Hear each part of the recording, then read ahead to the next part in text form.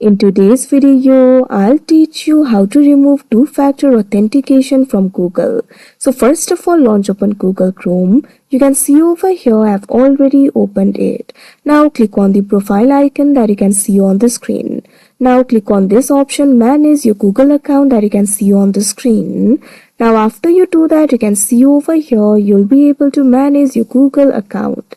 At left, you'll be able to find various options over here. Click on this option, security and sign in, that you can see at third. Now after you do that, you'll be led to the security and sign in interface. Over here, you'll be able to find various options. Scroll down.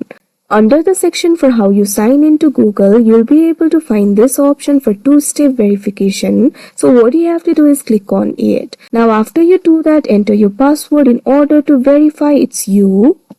Click on the next option. Now once you do that, you'll be able to see all the two-step verification added to your account over here. So simply click on the verification method that you would like to remove. Here I'm just going to click on this option, Authenticator.